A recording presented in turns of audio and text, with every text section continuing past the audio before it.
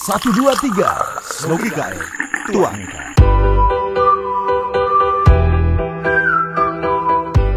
Namanya Sloki, saluran obrolan karya iman Puspa Agung Ende. Kali ini volume ketiga, kita mendalami sebuah tema yang menarik dan sangat aktual di masa ini, tentang imunitas kebangsaan di tengah kontroversi kebijakan dan ketidaktaatan masyarakat. Nah, mengapa tema ini diangkat? Kita tahu bersama pandemi ini sudah banyak membuahkan beberapa kebijakan yang harus ditaati bersama. Ya, itu tentang prokes, tentang beberapa hal, menyangkut kehidupan kita semua. Namun, bukan tidak mungkin ada 1-2 hal di mana ketidaktaatan itu muncul, itu sporadis. Dan ini berbagai isu meliputinya. Bagaimana kita mau mencapai sebuah imunitas kebangsaan bila 2 hal ini tidak berjalan beriringan, tidak berjalan bersama. Karena itu pada kesempatan ini kami hadirkan 2 pembicara yang sudah sebagaimana istilah kita berkompeten di bidangnya masing-masing, dan tentunya mereka akan mengupas secara lebih mendalam tentang topik ini dan nantinya akan ditanggapi oleh kita semua. Baik, yang pertama Romo Franciscus Dedae.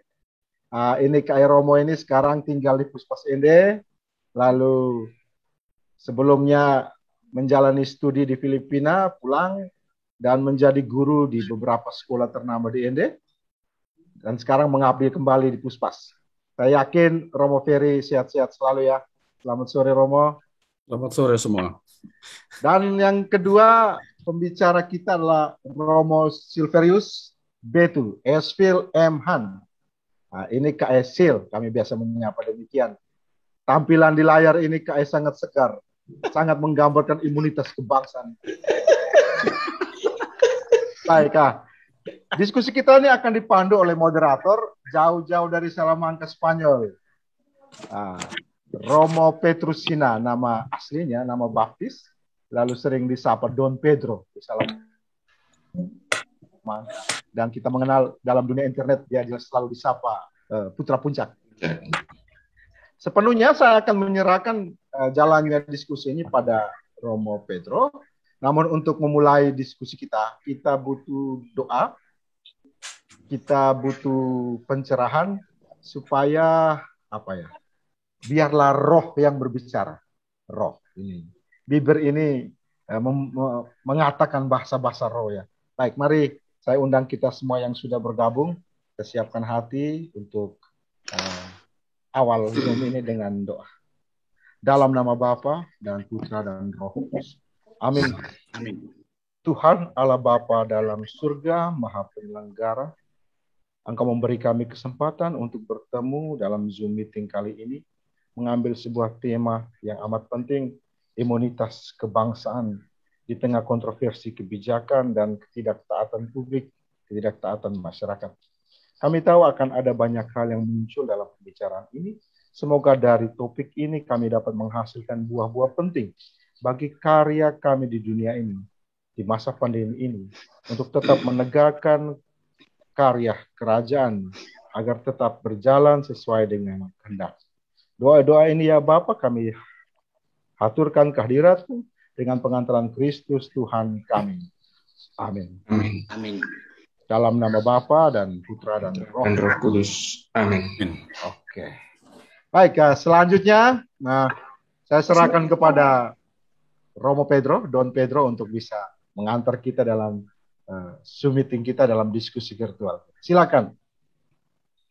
Baik, terima kasih Romo Josal atas kesempatan yang diberikan kepada saya sebagai moderator untuk memimpin atau memandu jalannya pertemuan ini.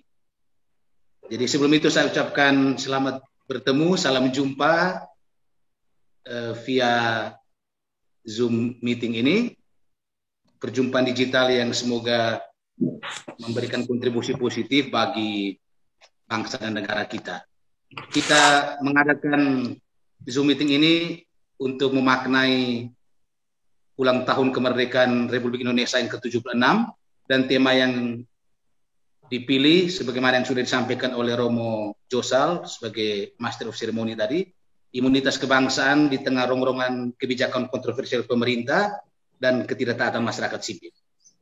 Latar belakangnya sebagaimana yang sudah kami sampaikan melalui narasi yang juga telah memotivasi Bapak Ibu, saudara-saudari, para Romo hadir dalam perjumpaan ini, itu adalah kenyataan atau fenomena sosial kemasyarakatan di mana masyarakat kita tidak patuh, tidak taat pada aturan yang sudah diregulasikan, dan juga kita melihat ada kebijakan kontroversial dari pemerintah.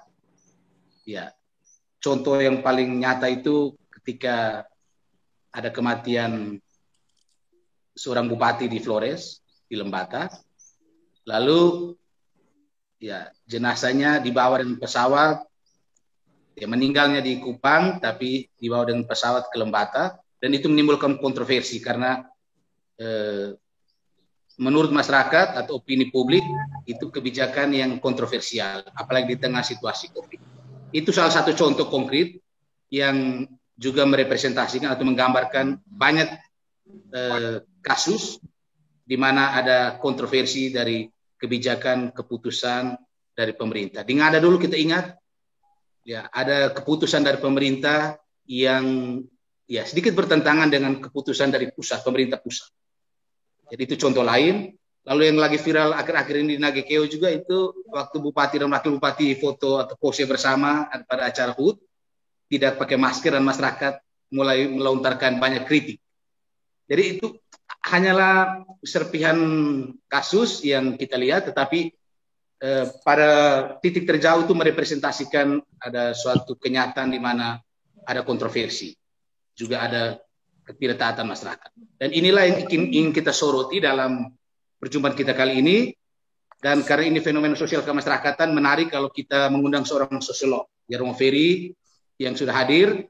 Ini seorang sosiolog alumnus dari salah satu universitas di Filipina. Dan juga kita ingin melihat dampak dari kontroversi kebijakan dan ketidaktaatan masyarakat ini terhadap bangsa dan negara kita, terhadap ketahanan, terhadap imunitas kebangsaan kita. Karena itu Romo Sil sudah hadir untuk juga coba membedah dari perspektif ketahanan nasional, dari ilmu yang sudah dia timba selama beliau mengenyam ilmu pendidikan di Lembaga Ketahanan Nasional di Jakarta. Jadi untuk tidak memperpanjang kata, saya kira demikian. Saya ingin menggambarkan bahwa diskusi kita ini mulai saat ini jam 11:04 waktu Eropa, lalu mungkin waktu Indonesia itu jam 5:04, kalau saya kira clear ya. Jadi kita akan berdiskusi 1 jam ke depan,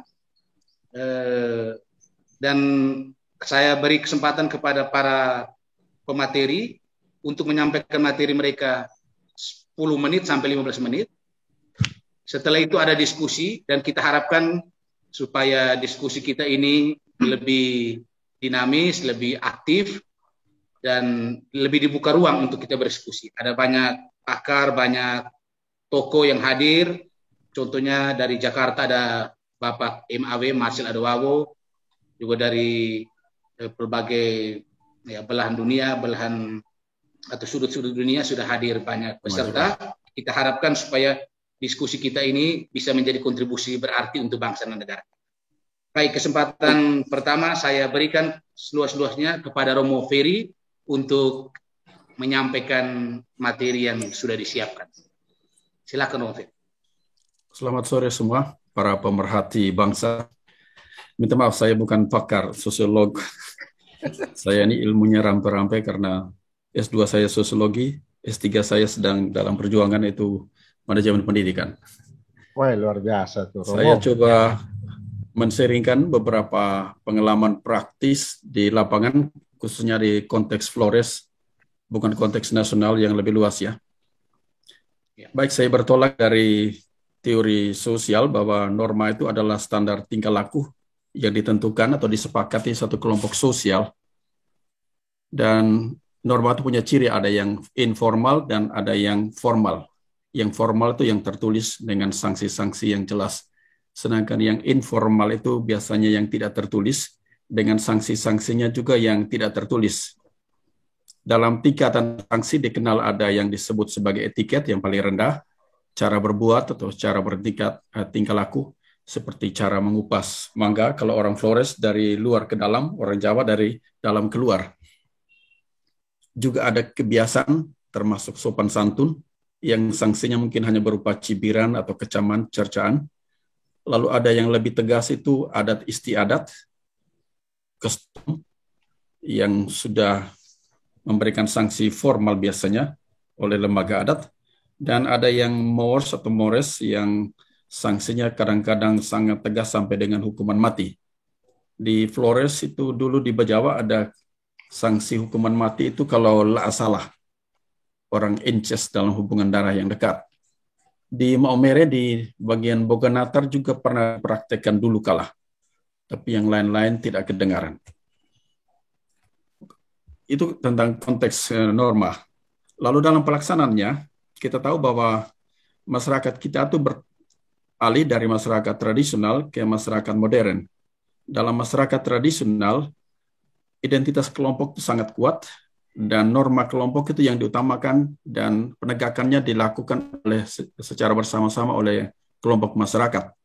Karena itu, ketika orang melakukan kesalahan ataukah melanggar norma tapi tidak diketahui, dia tidak akan diberi sanksi. Sebaliknya dalam masyarakat modern, norma itu diberi sanksi oleh lembaga-lembaga formal. Misalnya polisi, jaksa, hakim, atau pengadilan. Di masyarakat Orde Baru, norma itu berlaku juga norma informal seperti kepala desa, bahkan pemuka masyarakat bisa menjadi lembaga peradilan. Karena itu dulu banyak sekali pokral bambu. Pengacara-pengacara yang berusaha atau yang mengisi peluang informal tadi untuk mencari nafkah sekaligus juga membantu masyarakat di lain pihak. Dari konteks ini kemudian kita lihat kalau di dalam masyarakat modern ini masyarakat kita mungkin masih terpola dalam cara pikir tradisional. Saya beri contoh sederhana. Di Kota Ende sekarang sudah mulai dipasang lampu lalu lintas. Orang kadang-kadang lampu merah terabas lewat. Kenapa? Karena dia melihat tidak ada polisi yang menjaga. Jadi simbol penegakan moral itu pada institusi, instansi. Dia masih bertolak pada perspektif lamanya, masyarakat tidak tahu, tidak kenal dia dalam situasi yang anonim, karena itu dia boleh melanggar norma. Dalam masyarakat yang anonimitasnya rendah, artinya banyak orang tidak kenal, orang akan cenderung melanggar norma atau tidak mentaati norma yang berlaku. Sebaliknya dalam masyarakat yang anonimitas tinggi, itu orang cenderung tidak mentaati aturan. Sementara dalam masyarakat yang anonimitas rendah seperti di desa, orang cenderung taat pada aturan karena dia tahu semua orang akan melihat kesalahannya dan akan memberikan sanksi kolektif. Dan itu kalau kita terapkan juga dalam situasi sekarang pandemi, itu konteks pertama. Orang melanggar aturan itu karena dia merasa orang lain tidak tahu ataukah dia melihat lembaga penegak keadilan itu hanya semacam institusi formal yang tidak berperan, tidak efektif. Yang kedua, alasan lain bahwa dalam pelaksanaan norma harus ada keseimbangan antara hak dan kewajiban. Biasanya, para pemimpin yang menegakkan aturan dan yang punya otoritas, dia harus menyeimbangkan hak dan kewajibannya. Ketika dia menuntut kewajiban masyarakat, dia menuntut hak masyarakat atau kewajiban, dia juga harus menunjukkan hak dan kewajibannya yang seimbang. Dalam kenyataannya, banyak kali penegak aturan, pemerintah misalnya, kurang konsisten. Dan hal ini membuat masyarakat kurang percaya pada penegak hukum.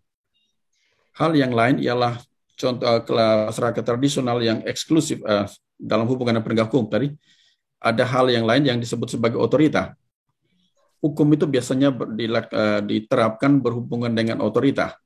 Ketika otoritas seseorang makin tinggi dan kemungkinan dia untuk melanggarnya lebih gampang, maka dia cenderung akan tidak mentaati norma itu. Ketika dia otoritanya makin kecil, dia punya kemungkinan untuk melanggarnya juga kecil, maka dia terpaksa harus mengikuti. Inilah yang seringkali terjadi, orang menerapkan aturan berdasarkan otoritas yang dimiliki. Pejabat yang merasa otoritasnya tinggi cenderung tidak mentaati aturan karena dia merasa dia punya hak, dia punya wewenang, dan dia bisa melakukan strategi untuk menghindari sanksi yang diberikan masyarakat. Lalu selain itu kita lihat juga masalah masyarakat kita yang terpecah-pecah dalam eksklusivisme etnis, kelompok-kelompok sosial, yang membuat ketaatan moralnya itu hanya lebih kuat pada norma kelompok, bukan norma publik yang berlaku dalam masyarakat. Dia sangat taat pada misalnya di Leo. Orang begitu taat dengan buru mana, karena kalau dia tidak melakukan itu, dia bisa dapat itu sanksi sosial, dipermalukan dalam masyarakat. Tapi dia tidak peduli dengan aturan umum, wajib bayar pajak dan lain sebagainya. Kenapa? Karena dia merasa itu bukan kelompok sosialnya yang mengikat dia. Ini saya kira-kira beberapa hal yang bisa saya gambarkan. Sebentar mungkin dalam diskusi akan diperkaya oleh teman-teman, ada beberapa pengamat dari Jakarta. Ini Pak Marcel Adowawan, baru ketemu muka ya. Selamat cuma dengar nama. Saya hanya gambarkan sepintas tentang hal-hal ini yang praktis, dan mungkin sebentar dalam diskusi baru kita kembangkan. Terima kasih, saya kembalikan. Baik, terima kasih Romo Ferry atas paparan materi singkat, bernas, dan menarik ya. Ini benar-benar memprovokasi kita untuk bisa dalami dalam diskusi kita, dalam sesi diskusi sebentar. Romo Ferry sudah menjelaskan tentang teori sosial atau berangkat dari teori sosial untuk menyoroti persoalan yang ingin kita bedah dalam diskusi ini. Juga menarik tadi inkonsistensi pemerintah karena mereka merasa semakin atau memiliki otoritas yang besar, wewenang yang besar, dan secara sosiologis orang yang diberi otoritas atau wewenang yang besar itu dia cenderung juga untuk mengelak atau tidak mentaati aturan. Ini menarik. Ya, sekarang kita masuk pada pembicara kedua, Romo Silverius. Saya yakin banyak ide segar dari Lembaga Ketahanan Nasional Lemhanas Jakarta akan membawa pencerahan bagi kami. Silakan Romo Sir, kami beri kesempatan seluas-luas. Baik, terima kasih Romo Rus. Selamat sore untuk kita semua. Selamat. Ya, selamat. Selamat.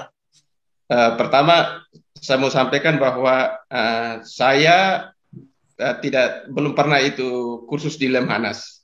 Saya hanya belajar di Universitas Pertahanan.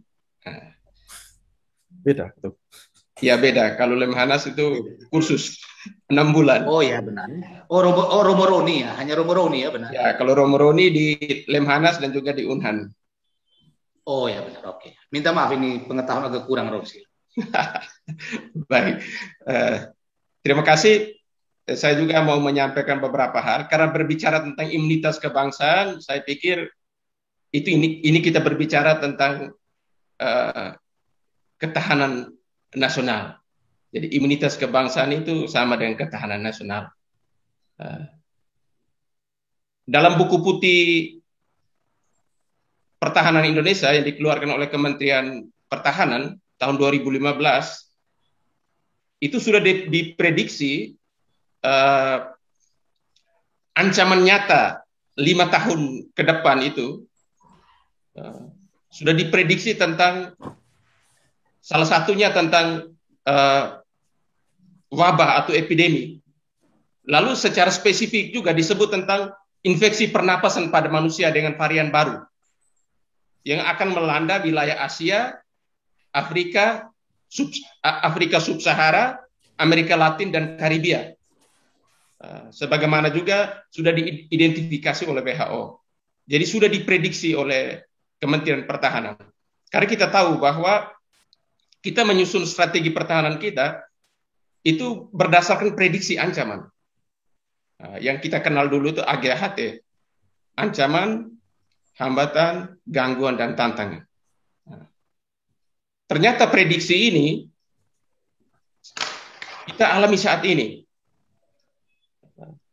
kita mengalami yang namanya pandemi COVID-19. Tanggal 22 kemarin angkanya di Indonesia sudah cukup tinggi. Kasusnya itu sudah mendekati 4 juta.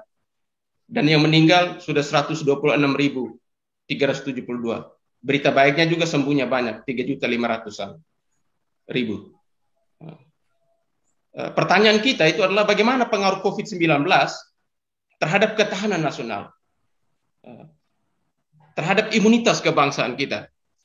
Saya pikir pertanyaan ini penting untuk kita refleksikan bersama. Tapi sebagai pengetahuan bersama, saya pikir kita perlu tahu juga tentang ketahanan nasional itu apa. Orang katakan bahwa ketahanan nasional itu kondisi dinamis suatu bangsa, berupa keuletan dan ketangguhan untuk mampu menghadapi itu ancaman, gangguan, hambatan, dan tantangan, baik yang datang dari dalam maupun yang datang dari luar, agar kita menjamin identitas kita sebagai sebuah bangsa, menjamin integritas kita, baik pemerintah maupun masyarakatnya, juga menjamin keberlangsungan hidup kita sebagai bangsa dalam perjuangan untuk mencapai tujuan nasional kita. Kata kunci dalam itu ketahanan nasional itu ulet dan tangguh. Seperti kita kemarin kita dengar itu tema perayaan kemerdekaan kita itu Indonesia tangguh, Indonesia tumbuh. Lalu keuletan, ketangguhan ini juga berkaitan dengan pengaturan dan penyelenggaraan negara. Bagaimana pemerintah mengatur kesejahteraan dan keamanan masyarakat agar dapat berjalan secara seimbang, secara serasi dan juga selaras. Nah, karena itu dalam ketahanan nasional itu dikenal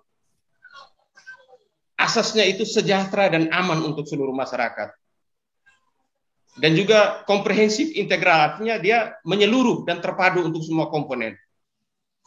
Dan sifatnya mandiri, dinamis, berwibawa. Berwibawa itu berkaitan dengan kalau kita ketahanan nasional kita tinggi, maka kita disegani oleh negara-negara luar. Dan juga kerjasama.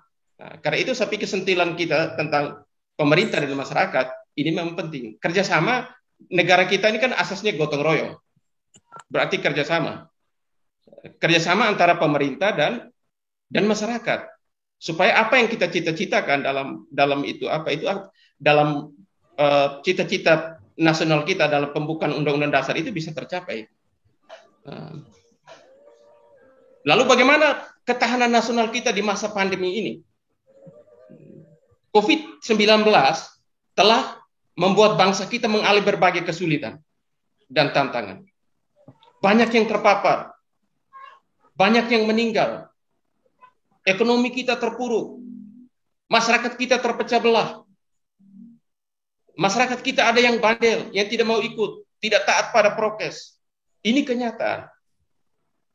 Di tengah situasi pandemi, ketahanan nasional kita, imunitas kebangsaan kita diuji. Nah, ini masalah kita. Lalu ketika kita harus memilih, kita dituntut untuk memilih, orang harus sehat dulu atau orang harus makan. Pemerintah tidak gampang memilih. Ketika disuruh memilih dua hal ini, dia mau pilih yang mana? Tapi dia tidak memilih yang satu dan meninggalkan yang lain. Maka di sini ada skala prioritas. Mana yang prioritas? Ini juga dalam kaitan dengan ketahanan nasional kita. Baik, hal yang lebih jauh yang bisa kita bicarakan bersama adalah bahwa ketahanan nasional itu bukanlah sikap bertahan atau mempertahankan diri. Jadi dalam kaitan dengan ketahanan nasional itu bukan sikap bertahan atau mempertahankan diri. Dalam kaitan dengan pandemi ini, melainkan kekuatan dan kesanggupan untuk memulihkan diri. Kekuatan dan kesanggupan untuk memulihkan diri ketika kita menghadapi ancaman yang besar, yang datang secara mendadak, yang datang secara tiba-tiba. Tadi meskipun sudah diprediksi, tetapi kan kita belum tahu virus itu apa. Maka dia datang itu secara mendadak, tiba-tiba. Maka seluruh dunia tidak siap. Belum ada obat yang bisa menyembuhkan. Belum ada awal-awalnya belum ada obat, belum ada vaksin yang bisa menangkal ini. Jadi ini kita perlu kekuatan dan kesanggupan untuk memulihkan diri di masa pandemi ini. Bukan saatnya untuk kita saling menyalahkan siapa salah, siapa benar. Tapi saatnya mari kita bersama-sama berjuang. Saatnya kita memulihkan kondisi kita. Karena ketahanan nasional itu bergantung juga pada ketangguhan perorangan. Ketangguhan perorangan akan membentuk ketangguhan komunitas, ketangguhan kelompok. Dan ketangguhan kelompok itu akan memperkuat ketangguhan bangsa. Maka tema proklamasi kita itu Indonesia tangguh, Indonesia tumbuh. Karena itu kita percaya bahwa Indonesia bisa mengatasi ini. Saya pikir ini nanti sebentar berkembang dalam diskusi, tapi dari perspektif itu ketahanan nasional, itu kita butuh rasa optimisme dalam diri setiap kita bahwa kita bisa melewati ini. Dalam perspektif ketahanan kita perlu, seperti kata Paus Fransiskus, sebarkan optimisme, jangan pesimisme. Termasuk di media sosial. Kita para imam, orang-orang terpelajar, mari kita sebarkan optimisme menghadapi ini. Ini memperkuat ketahanan kita secara pribadi, ketahanan kita secara kelompok, dan ketahanan kita sebagai sebuah bangsa. Dan pada akhirnya kita menjadi sebuah bangsa yang tangguh, yang juga akan dihargai dan dihormati oleh bangsa lain karena kita tangguh, kita ulet, kita mampu melewati banyak soal. Karena kemerdekaan kita ini kemerdekaan yang kita rebut dengan perjuangan, bukan yang diberi. Maka sikap ketahanan nasional kita adalah berjuang, berusaha, bukan menunggu, apalagi saling menyalahkan. Saya pikir dari saya ini saja dulu. Terima kasih. Saya kembalikan kepada Romulus. Baik, terima kasih Romo Sil atas paparan materi yang singkat, ya, mendalam sekali ulasan pembahasannya, dan ya menarik bahwa dua pembicara ini berbicara 18 menit, jadi memang singkat. Jadi ini yang menarik bahwa kedua pembicara kita berusaha menyajikan materi mereka dalam waktu yang singkat dan sekaligus memancing kita semua untuk bisa mendalami dalam sesi diskusi yang akan kita masuki ini. Untuk diskusi, ya kalau ada banyak pertanyaan maka saya akan mengaturnya dalam sesi. Tapi kalau tidak, ya kita batasi satu sesi.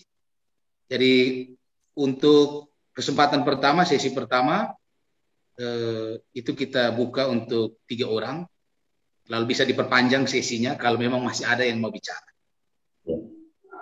Romo Sil sudah menyampaikan dengan sangat jelas tentang apa yang dimaksudkan dengan ketahanan, asas ketahanan nasional, lalu dampaknya atau implikasinya bagi ketahanan nasional, dan bagaimana di situasi atau di tengah pandemi ini kita semua harus menebarkan optimisme, supaya dengan optimisme itu baik yang dihimbau oleh Paus Fransiskus, pemimpin gereja Katolik, maupun yang juga diharapkan oleh pemerintah kita, itu harus benar-benar ya kita tingkatkan.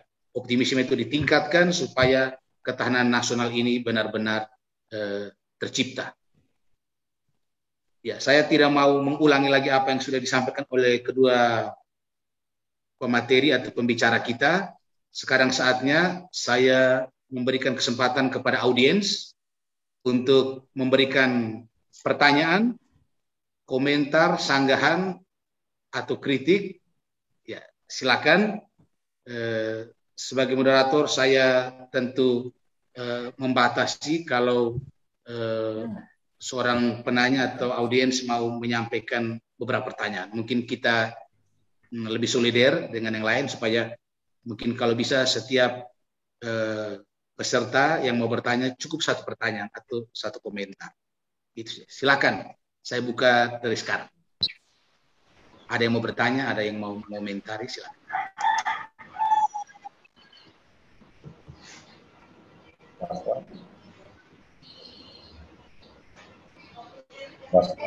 Romo, Ya, saya Romo, Bapak Marcel Arwawo, Bapak MAW, KM. ya. Selamat siang, Romo. Terima kasih. Romo Petrusina, Ya, Tuhan. Ya. Romo Ferry, dan Romo Sil. Rekan-rekan sekalian yang non-Romo nih. Senang sekali mendengar paparan khusus untuk Tino. Ada Tino hadir soalnya. Salam sehat buat Tino. Ya. Kalau saya senang dengan paparan Romo Ferry tadi, sangat positifis ya. Dengan keadaan sekarang ini. Tetapi pertanyaannya itu, apakah selama ini sudah pernah ada pemidanaan terhadap pelanggaran PPKM sama prokes? Itu yang pertanyaan sampai sekarang yang belum bisa dijawab oleh pemerintah. Padahal sanggapannya sedikit ini. Jelas kita di dalam Undang-Undang Dasar 45 pasal 28 H itu berbicara tentang kehidupan dan kesehatan masyarakat. Kita juga sudah punya undang-undang tentang penyakit menular. Sudah ada tahun 1974. Tahun 1984 nomor 84, tahun 1984 nomor 4.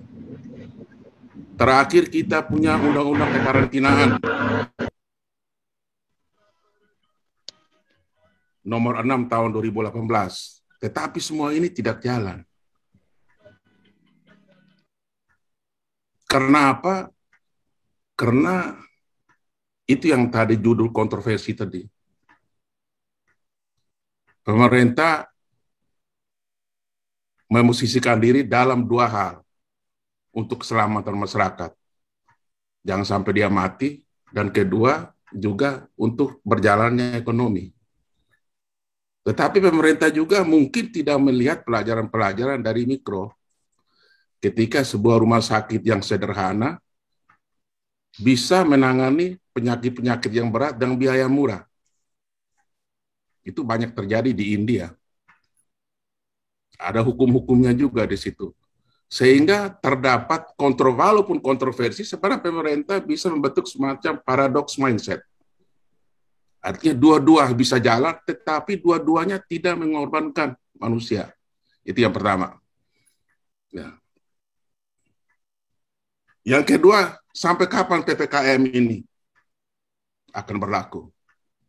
Kenapa saya bertanya begini? Oleh karena Satgas COVID, baik di pusat maupun di daerah, tidak pernah melakukan 3T. Data yang ada adalah data laporan pasien yang kena COVID masuk rumah sakit. Maka Indonesia ini, mau zona merah, zona hijau, antar 10.000, antar 1.000, persyaratannya itu bisa berubah dalam setiap saat. Hari ini, Wakil Gubernur DKI Jakarta bilang, Jakarta masuk zona hijau. Tapi daerah penyangga dia merah semua, Pak. Nah, saya sangat setuju dengan pernyataan tadi dua Romo tadi. Nah, kita harus bersama-sama nih. Kenapa saya bilang wabah ini hidup, pandemi ini hidup karena kita. Tubuh kita menjadi inang pengembangbiakan virus. Karena apa menjadi berkembang? Karena kita tidak disiplin. Itu aja. Virus ini tidak punya tangan, tidak punya kaki. Dia dipindahkan ke hidung karena jari-jari kita yang ngorek-ngorek mata, yang ngorek-ngorek mulut, yang ngorek-ngorek hidung. Jadi jari-jari ini juga harus disiplin. Selain karakter mental kita. Jadi kira-kira saya sampai di sini aja dulu diskusi kita. Sekian dan terima kasih. Ya, terima kasih Bapak Marcel Arwawo yang akrab disapa KMAW atas sanggahan, atas komentar yang ya juga membuka ya wawasan kita. Ya, menarik itu tentang paradoks main ya. Dengan mengambil sampel atau contoh di India itu sangat menarik ya. Mungkin ada tanggapan dari Romo Ferry atau dari Romo Sil, atau kalau belum ada kita tampung dulu, kita buka lagi untuk para audiens, para peserta, penanya, ada yang mungkin mau berikan komentar, silakan. Baik, Romo Ferry, silakan. Oh, terima kasih untuk Pak Marcel. Tadi kita bicara soal penegakan hukum, terutama bagi para pelanggar PPKM. Dalam teori kita tahu bahwa norma itu ditegakkan dengan dua cara persuasif dan cara koersif. Cara persuasif itu bisa melalui pervasi, yaitu penyampaian terus-menerus tentang aturan itu, sehingga dengan mengulangi tentang norma yang sama, orang akhirnya disadarkan secara pelan-pelan tentang norma itu dan pasti akan mengikuti atau mentaati norma. Ini sebagai suatu proses internalisasi. Atau yang kedua dengan konsientisasi, membuat dia sendiri akhirnya sadar bahwa norma ini perlu ditegakkan atau ditaati. Atau cara yang ketiga itu yang disebut kompulsi, bagaimana menciptakan suasana sehingga dia terpaksa taat atas norma itu, ataukah terpaksa mengubah cara tindak perilakunya sesuai dengan harapan kita. Saya beri contoh. Biara-biara itu sebenarnya menerapkan ini penegakan norma secara kompulsi, di mana diciptakan suasana sehingga orang masuk di dalamnya terpaksa harus ikut aturan yang berlaku. Juga di penjara. Atau juga di organisasi-organisasi yang sangat formal, ketat dengan aturan, ketika orang melanggar aturan, dia otomatis mendapat sanksinya. Tapi bisa juga dengan cara koersif. Penegakan hukum itu sebenarnya suatu cara koersif, pemaksaan, sehingga orang harus ikut. Kalau dia tidak ikut, maka dia diberi sanksi, restitusi. Itu sanksi yang membuat dia harus berubah. Kemarin di ND, sejak 2 minggu lalu, diterapkan itu pemeriksaan dengan pos-pos tertentu, dan dalam sekejap Anda menjadi senyap, sepi, karena orang takut lewat, nanti takut di swab, lalu istilahnya di Stadion Marilonga kan, karena semua orang yang positif akan dikirim ke Stadion Marilonga, dan ini membuat orang akhirnya jerah, taat. Tapi taat karena apa? Karena takut ditindas tadi. Ini cara koersif. Kita kembali ke soal pelanggaran PPKM. Pengamatan kami dari kampung, Jokowi ini lebih menggunakan cara persuasif, mengajak masyarakat untuk mentaati prokes, meyakinkan terus-menerus, bahkan dengan berbagai cara. Sementara penegakan koersif mungkin lewat aparat penegak hukum mungkin selama ini jarang diterapkan. Kita lihat di Flores hampir tidak ada penerapan ini secara hukum oleh penegak-penegak hukum. Karena itu mungkin apakah di forum ini kita mengusulkan untuk membuat tindakan koersif ataukah mencari alternatif lain yang di satu pihak mendidik tapi juga di lain pihak memaksakan mereka. Perlu. Karena ada dasar hukumnya. Undang-undangnya ada tuh. Ya, saya kembalikan. Ya. Mungkin Romo Eman di sini ahli hukum bisa menambah. Baik, terima kasih Romo Ferry. Mungkin yang lain silakan bisa melanjutkan atau menambahkan dari perspektif hukum. Tadi Pak Marcel atau Abang MAW sudah berusaha untuk coba mengganggu kita dari perspektif hukum, ya saya melihat. Dengan landasan-landasan hukum tentang baik itu undang-undang kesehatan, tentang penularan atau tentang penyakit menular, dan juga tentang undang-undang kekarantinaan. Lalu juga Romo Ferry sudah menegaskan bahwa sejalan dengan apa yang disampaikan oleh Pak MAW, bahwa masih ada ketidakdisiplinan, pendekatan koersif dari pemerintah itu belum nyata, belum terlalu tegas. Jadi kalau saya lihat di Eropa, umumnya itu sangat tegas. Anda melanggar, harus bayar denda. Kalau tidak masuk sel. Ya, teman saya orang Brasil, waktu dia berusaha untuk, ya dia pikir ini di negaranya, dia memimpin misa di kampung kecil, dia pikir tidak diketahui. Ternyata harus dia bayar denda 6.000 euro. Itu sekitar 90 juta. Dia harus bayar. Betul. Atau sekitar lebih ya. Jadi, Australia juga, Romo. Australia juga. Mau katakan bahwa kita butuh kedisiplinan, butuh ketegasan, butuh pendekatan yang sedikit berbeda di masa ini.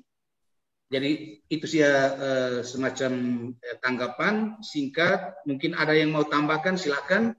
Saya masih buka. Kita rindu suara Ibu Emi Garijo. Oh ya, ada Ibu Emi juga ya. Saya lihat ada Ibu Emi Garijo. Mungkin Ibu Emi bisa memberikan sedikit laporan singkat, pandangan mata dari ND. Salam kenal Ibu Emi. Ya, terima kasih. Saya ini bingung ini, yang Bapak Romo yang mana, yang Bapak-bapak bukan Romo yang mana. Jadi saya bilang Bapak ya, ini saja. Semuanya dianggap Romo karena Romo dalam bahasa Jawa artinya Bapak, Ibu Emi. Baik, ya Romo. Pertama saya minta maaf karena saya terlambat, jadi saya tidak mendengar jelas apa yang disampaikan oleh Romo Ferry dan Romo Sil. Ya, walaupun sebenarnya pasti bagus. Cuma dari komentar ini, menurut saya kalau ada aturan atau ada kebijakan sebaiknya itu disampaikan secara transparan. Contohnya seperti ini, kemarin penyekatan atau mungkin saya yang kurang peduli dengan lingkungan sehingga tiba-tiba saya bingung apa ini penyekatan. Lalu besoknya ada pemeriksaan swab di mana-mana. Justru kalau menurut saya kalau tidak ada pemberitahuan lebih lanjut, maka tidak dapat itu niatnya. Ya, sebenarnya swab itu dimaksudkan baik supaya kita juga bisa tahu bahwa kita tuh sakit atau tidak, kena atau tidak. Tapi kalau tidak, ya orang semua tidak datang. Seperti tadi Romo Ferry bilang, semua sepi. Nah tujuannya apa sebenarnya? Gitu kan, terus marah-marah. Terus orang di pasar tuh, ya menurut saya, ya mereka tidak merasa bahwa ya COVID bukan buat kita lah. Seperti itu. Jadi penegakan mungkin harus. Situasi ini memang sangat berbahaya ya sebenarnya. Tapi karena simpang siur informasi COVID itu apa sih sebenarnya? Bagaimana penularannya? Bagaimana kita harus?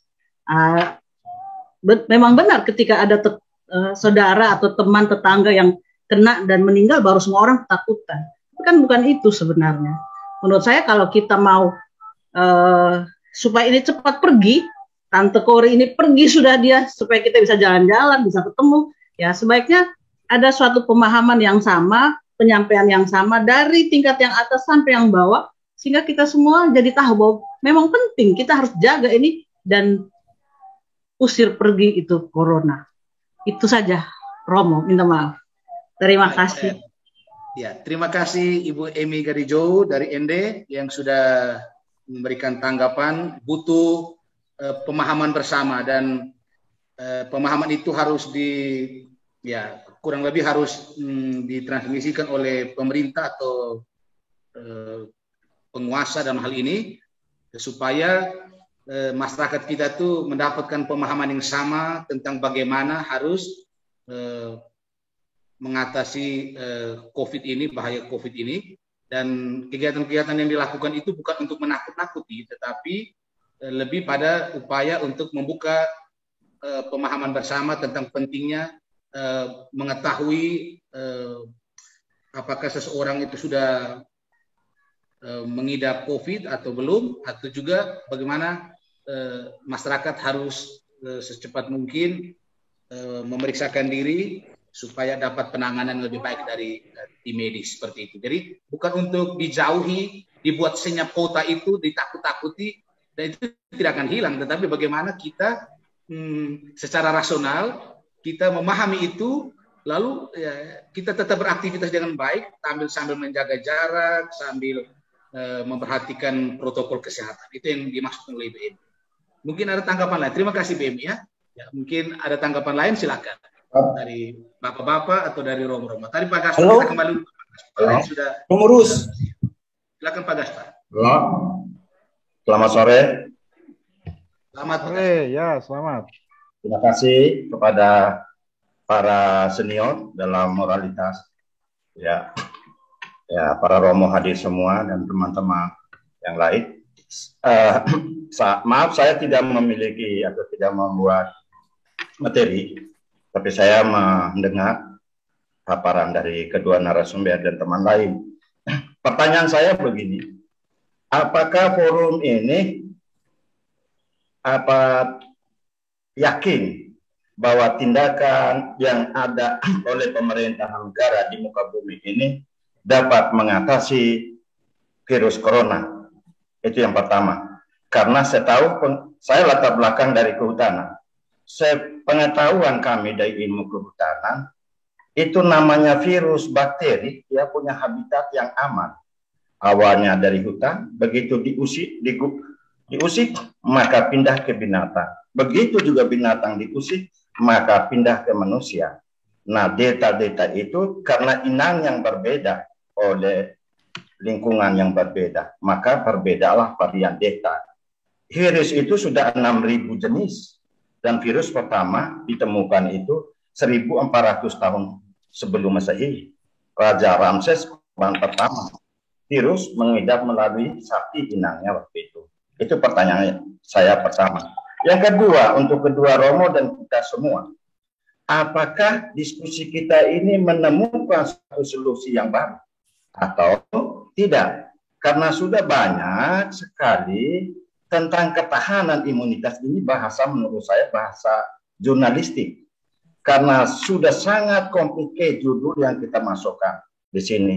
Ada ilmu kebijakan, ada ilmu pertahanan keamanan, ada ilmu biologi, ada ilmu imunisasi, tapi dirangkai dalam satu kalimat, dan itu sering dipakai oleh para fakultas, para jurnalis. Nah, saya mau menyatakan dalam pertanyaan kedua, adakah kita menemukan sesuatu yang baru? Karena tadi mengatakan bahwa tujuan daripada kita ini untuk membangun imunitas negara, lebih bagus imunitas kebangsaan. Yang namanya imunitas kebangsaan atau trust kepada pemerintah, kepada bisnis, kepada NGO, dan lain-lain itu harus dimulai dengan transparansi, harus ditunjukkan dengan akuntabilitas, harus ditunjukkan kepada integritas. Dalam sektor yang lebih kecil sepada corona ini, harus kita menemukan apa sih obat atau antivirus yang benar. Padahalnya vaksin itu sudah ditemukan pada tahun 1000 sebelum Masehi. Pertanyaan mendasar, kenapa sampai 2 tahun atau hampir 1 tahun 4 bulan ini vaksin belum ditemukan dan obat belum ditemukan? Ada apa?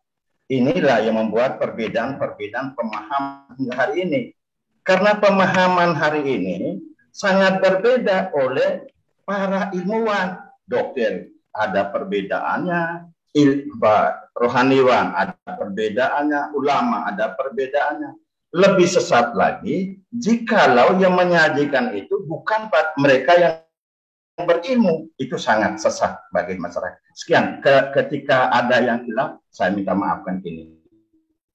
Saya mohon bimbingan bersama supaya kita lebih maju lagi ke depan. Terima kasih. Selamat sore. Salam hangat dari Samarinda. Terima kasih, Bapak Gaspar. Terima kasih, Pak Gaspar. Bapak Gaspar, terima kasih, Kak Gaspar. Menarik ya. Apakah kita yakin bahwa virus ini bisa kita hilangkan dari muka bumi ini? Ini hanya semacam perpindahan dari binatang ke manusia atau dari habitat yang satu ke habitat yang lain. Lalu yang kedua, adakah hal baru yang bisa kita munculkan dari diskusi ini untuk publik? Karena kita bicara hal-hal yang menurut Bapak Gaspar tadi terkesan ya sama saja. Apakah ada hal baru? Ini menantang ya, 2 pertanyaan ini. Mungkin ada tanggapan dari pembicara, Romo Ferry atau dari Romo Sil, silakan. Romo Sil. Oh ya, saya jawab yang kedua mungkin. Yang pertama saya serahkan kepada teman-teman lain yang mau menjawab apakah yakin tindakan kita ini bisa menyelesaikan pandemi ini. Saya jawab yang kedua, apakah bisa kita temukan solusi? Prinsip dalam hidup bersama, dalam hidup sosial bahwa selalu ada jalan. Ketika ada kemauan, pasti ada jalan. Saya beri contoh, kita di NTT itu Katolik menjadi mayoritas. Tetapi selama masa pandemi ini, institusi gereja kelihatannya kurang berperan untuk memberikan persuasi bagi masyarakat. Tadi saya jelaskan bahwa ada dua cara, koersif yang dilakukan oleh penegak hukum dan persuasi dengan 3 metode tadi, kompulsi, persuasi, dengan konsientisasi. Sebenarnya gereja itu punya kekuatan untuk melakukan tindakan persuasi. KOB misalnya melatih umatnya untuk cuci tangan, pakai masker. Di gereja-gereja tiap hari mungkin waktu doa Angelus, setelah itu diingatkan pakai masker, jaga jarak, ataukah ikut swab, ikut daftar vaksin dan lain sebagainya. Dengan ulang-ulang terus hal itu, masyarakat kita otomatis akan disadarkan. Dan saya yakin ini solusi yang bisa kita lakukan, yang tidak hanya mengharapkan pemerintah dari pusat, tapi yang nyata dari kerjasama masyarakat. Tujuan kita kan dalam gereja ialah membangun kebersamaan dalam komunitas. Dengan membuat aksi bersama, sebenarnya kita juga meneruskan nilai-nilai Injil yang selama ini kita wartakan. Maaf, ini sudah melenceng dari tugas sebagai pengamat, ini sudah sebagai pastor. Baik, saya kembalikan. Baik, terima kasih Romo Ferry. Jadi ada optimisme bahwa kita bisa temukan solusi. Jadi di Eropa saya lihat kami sudah lebih optimis. Saya kemana-mana sudah tidak pakai masker, masuk restoran, bar, atau tempat-tempat umum, juga selama saya memimpin misa juga tanpa masker. Saya ke negara lain, ke Swiss, Jerman juga lebih bebas. Dalam arti bahwa kita harus optimis bahwa kita bisa mengatasi ini. Dan cepat atau lambat kita bisa, asalkan tadi kita disiplin dan juga kita bekerja sama dengan pendekatan-pendekatan yang sudah disampaikan tadi, baik itu persuasif ataupun juga koersif, seperti Romo Ferry katakan. Mungkin ada tambahan dari Romo Sil atau dari yang lain, silakan. Romo Sil. Ya, terima kasih. Pertama, apa yang disampaikan oleh Kak Marcel tadi, saya sepakat. Disiplin nasional itu harus ada. Kita ini negara hukum, maka penerapan hukum itu harus berjalan. Jadi hukum bukan hanya aturan yang ada di kertas, tapi dia mesti diaplikasikan dalam kehidupan bersama, supaya ada efek hukum juga terhadap masyarakat. Aturan-aturan yang dibuat itu mesti diterapkan. Tentu tidak meninggalkan faktor kemanusiaan, karena hukum juga untuk manusia, untuk memanusiakan manusia. Lalu yang kedua, dari Pak Gaspar tadi,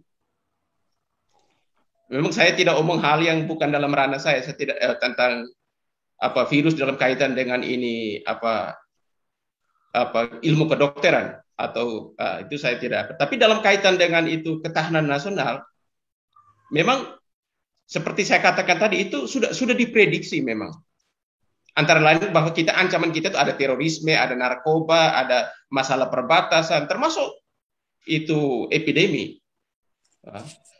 Tetapi tidak semua hal itu bisa diselesaikan dalam waktu singkat, karena ilmu pengetahuan juga itu butuh proses, diuji terus menerus.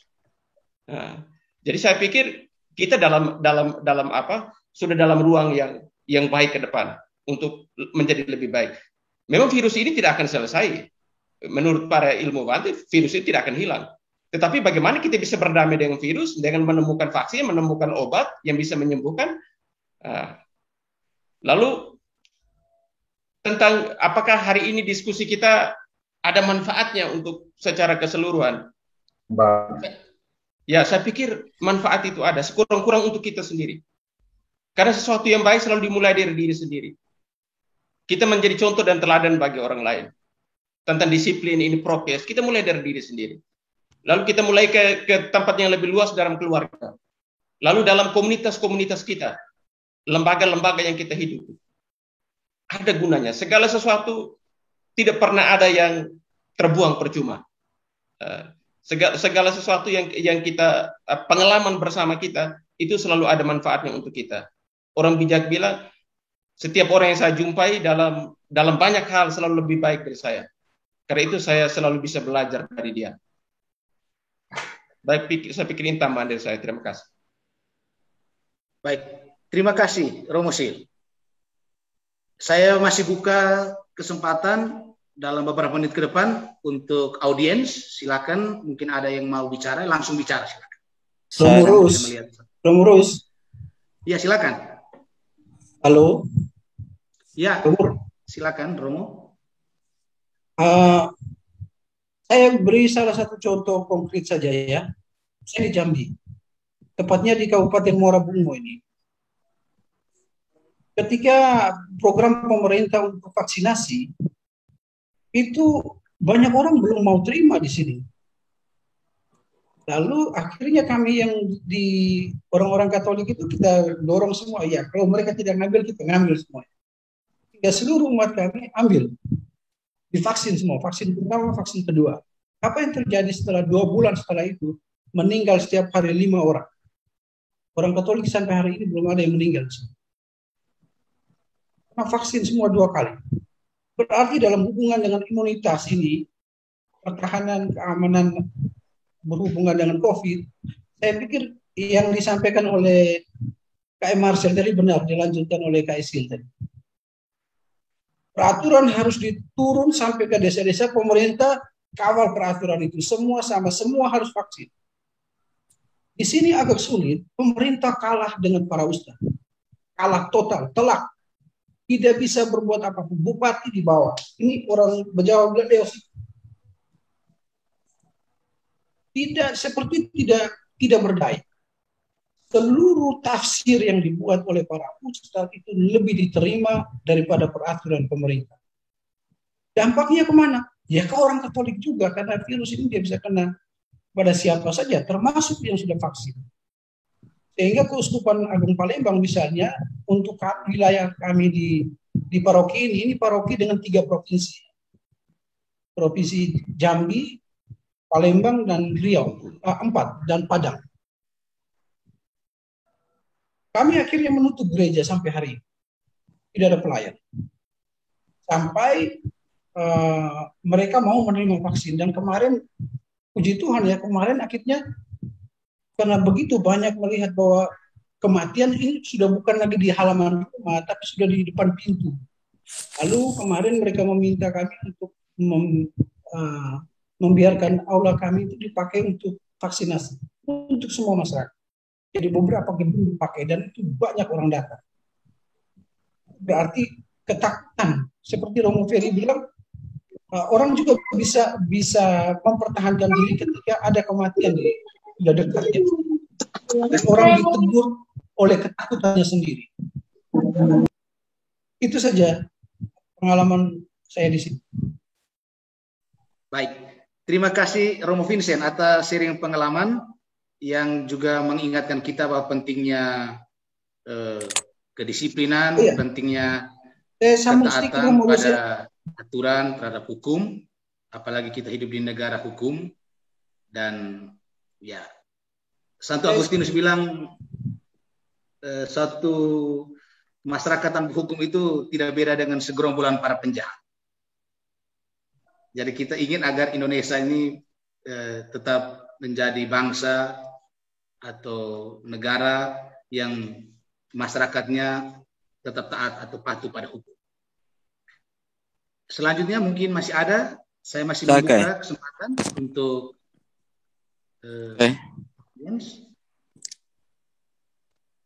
saya bisa pertanyaan. Di sini ada beberapa wartawan, suara dari wartawan saya belum dengar. Mereka punya wawasan, punya investigasi jurnalistik yang mungkin juga bisa membantu kita ya, saya kira. Mungkin mereka bisa berikan. Ada Sandi, teman Sandi, ada Bro Agustinus Tetiro, ada juga Abang Abraham Rungamali di sini. Silakan. Bu Iji dari Pemret. Abraham ini macam daisnya. Doyan aja anggutna. Mungkin kayak Abah ada tambahan atau apa? Ada Taman Ide. Saya minta maaf tadi agak kepingin ikut dari tadi tapi terlambat.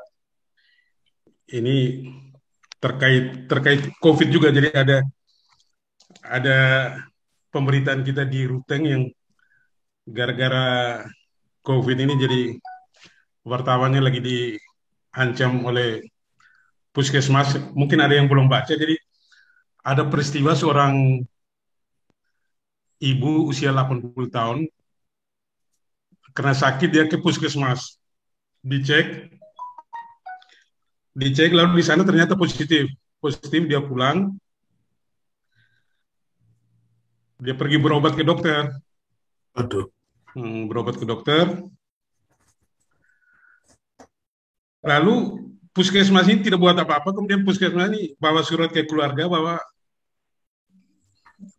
si ibu ini dalam perawatan tidak ditemukan penyakit apa-apa.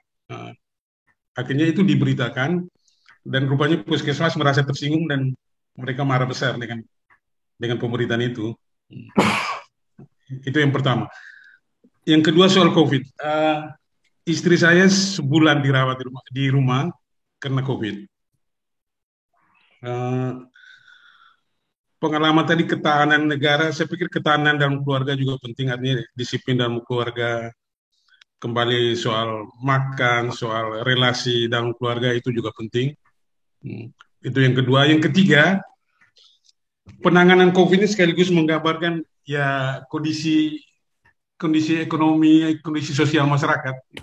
Mungkin yang kita omong ini sangat ideal, tapi kalau kita lihat di Jakarta, di daerah-daerah kumuh, banyak yang mati. Kenapa? Karena ketika isolasi mandiri dalam rumahnya itu memang agak secara medis segala macam agak susah, karena jarak satu dengan lain itu rapat, mereka orang masuk antara ruang tamu, tempat tidur juga susah. Jadi beberapa kali saya masuk dan ngobrol, memang ya ini penanganan COVID ini sekaligus menggambarkan situasi negara, situasi ekonomi secara keseluruhan.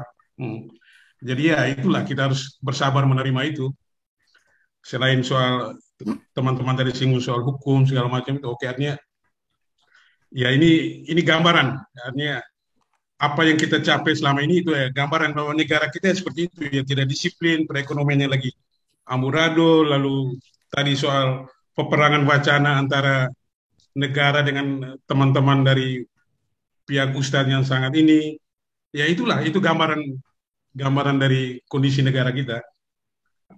Mungkin itu saja yang bisa saya sampaikan, bahwa ya kadang-kadang antara yang dikehendaki oleh Jokowi sebagai pimpinan puncak dan penerapan di bawah kadang-kadang tidak sambung. Itu yang pertama. Yang kedua, orang mencari celah dalam situasi krisis begini untuk mencari keuntungan pribadi. Nah, ini juga menurut saya agak memperlambat proses-proses penyembuhan secara nasional COVID ini. Dan ketiga, situasi ekonomi dalam keluarga, situasi ekonomi secara keseluruhan juga menentukan cepat atau lambatnya sebuah komunitas bebas dari persoalan COVID ini. Mungkin itu saya, Romo, minta maaf saya agak terlambat, jadi tidak terlalu ikuti apa yang dibicarakan sebelumnya. Terima kasih, saya senang bisa bergabung dan bisa mendengar bagian-bagian terakhir yang menurut saya penting untuk saling mengingatkan di antara kita. Terima kasih, Pak Dre. Terima kasih Bapak Abraham, KAI Aba, yang akrab bisa pakai Aba, atas masukan, atas tanggapan 3 hal menarik yang sudah disampaikan tadi, semacam kesimpulan kecil atau pandangan pribadi dari KAI Aba sebagai wartawan senior yang sudah lama berkecimpung di dunia jurnalistik. Dan saya kira ini membantu sekali kita semua untuk bisa mendapat wawasan yang lebih luas tentang bagaimana kita harus bertindak di tengah situasi pandemi ini. Apakah masih ada? Tambah lagi. Masih membuka? Ya. Boleh komentar tambah sedikit, Romo? Tadi Albert Dedon tadi mau ngomong tadi. Oh ya, silakan. Albert Dedon. Halo, selamat sore. Maka di bawah pohon sih lu nggak kedengaran. Ya, Albe, Roreke oke sekali. Ya, Same agak harus cari tempat agak jauh karena ada penggilingan, ada Rore. Kami taruh kami. Baik, Romo, terima kasih kepada Bapak untuk informasi yang luar biasa, Romo Ferry dan Romo Sil. Bagi saya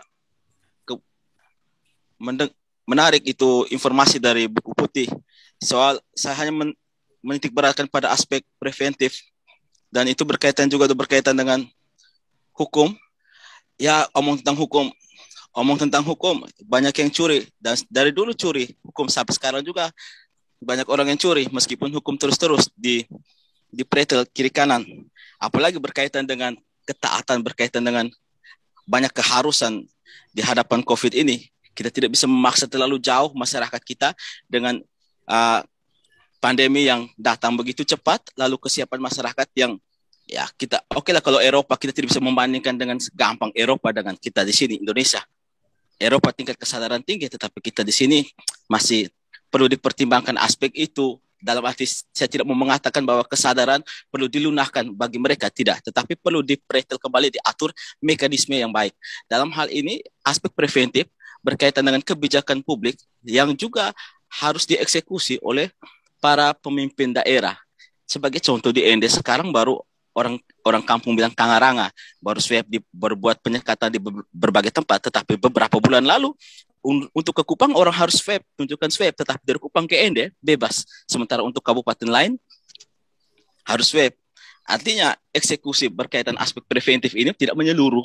Kalau ini menjadi hal yang tegas dan itu berlaku hukum juga bukan hanya masyarakat, tetapi para pemimpin daerah itu juga harus kuat. Akhirnya kesan saya pembicaraan kita lebih pada hukum ini harus ditegakkan kepada masyarakat, tetapi kita jarang melihat bagaimana penegakan hukum itu kepada para pemimpin daerah yang dengan kebijakan di masing-masing daerah itu kadang dalam banyak hal sedikit menyimpang, seperti yang diceritakan oleh Romo siapa tadi yang di Palembang tadi. Rom Vincent. Untuk saya itu satu hal yang fatal ketika hukum untuk masyarakat, tetapi untuk para pemimpin daerah mereka yang bersentuhan langsung dengan hukum, hal itu kurang terlalu disentuh. Maka untuk saya hal preventif itu menjadi penting, tetapi fokus pada eksekutor di lapangan, terutama para pemimpin daerah. Jangan terlalu mempersalahkan masyarakat kita orang kampung. Sampai sekarang juga ada masih tidak percaya masih ada COVID. Kami juga di kampung ini masih susah untuk meyakinkan masyarakat bahwa COVID itu ada. Masih susah juga meyakinkan masyarakat bahwa kita perlu vaksin. Itu saja. Terima kasih, Romo. Baik, terima kasih Romo Albert yang sudah menyoroti tentang pentingnya memperhatikan mekanisme pengelolaan negara. Ini sasaran kepada pemerintah juga, kepada para tokoh religius, para ustadz, para imam. Ya, tadi Romo Ferry sudah menyentil sedikit tentang bagaimana upaya persuasif dari gereja itu harus benar-benar digencarkan. Dan para imam juga harus menjadi atau pemuka agama juga harus memberikan contoh yang baik. Tidak melakukan hal-hal yang bertentangan dengan perjuangan bersama untuk mengatasi COVID ini.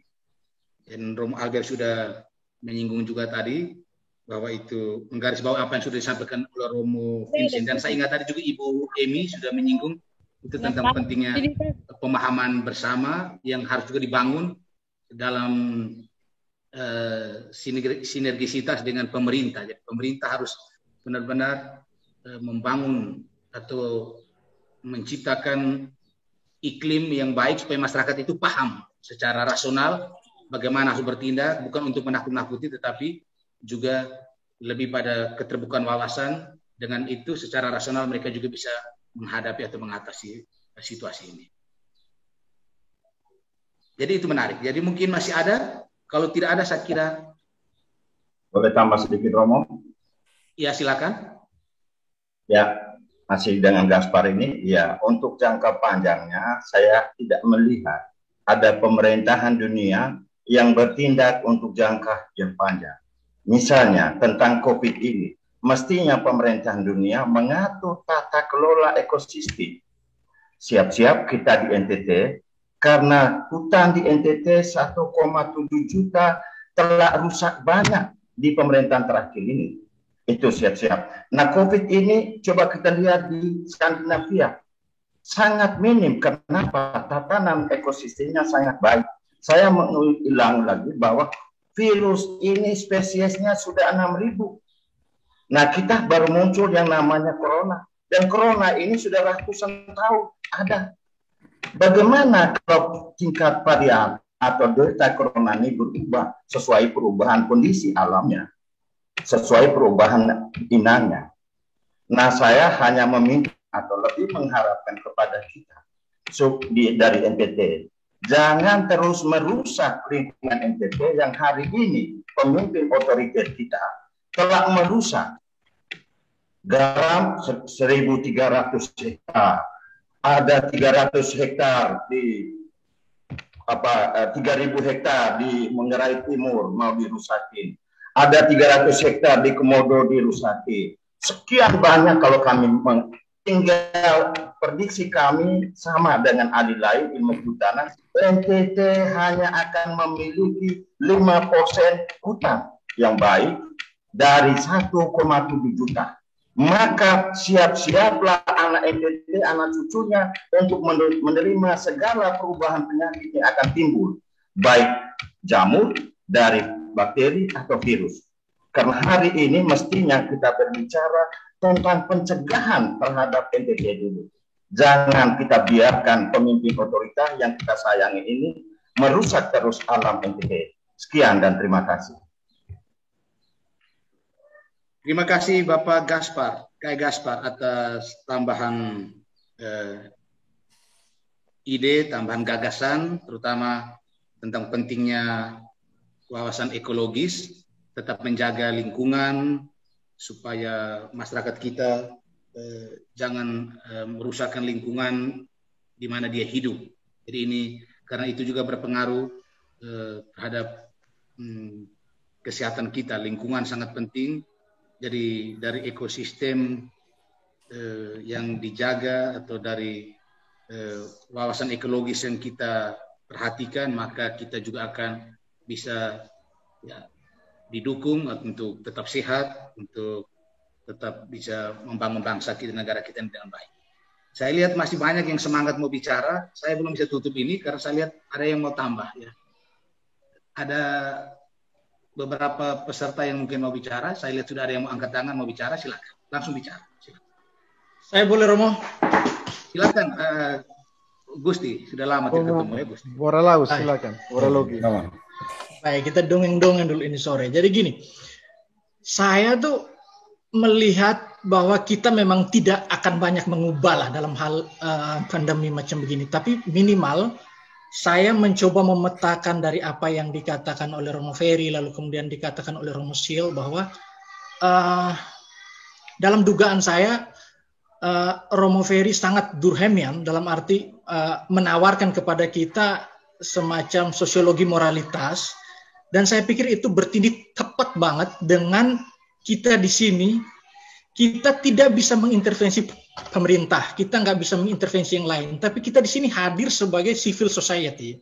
Nah, sekarang soal pandemi macam begini, saya melihat gini, sekarang itu benar-benar perang wacana ya, dalam arti orang menabrakkan wacana sana sini, ada yang dari agamawan, ada yang dari mana, tapi sebagai civil society penjelasan yang paling bisa diterima adalah penjelasan dari ilmu pengetahuan yang memang lamban, sangat lamban, dan kita tahu sekarang virus sangat pintar, anomali, lalu kemudian dia membelah diri dan segala macam.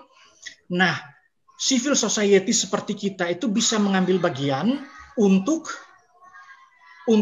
menjelaskan, untuk memenangkan wacana minimal di lingkungan kita masing-masing, bahwa sekarang otoritas yang bisa kita dengar soal virus ini hanyalah ilmu pengetahuan.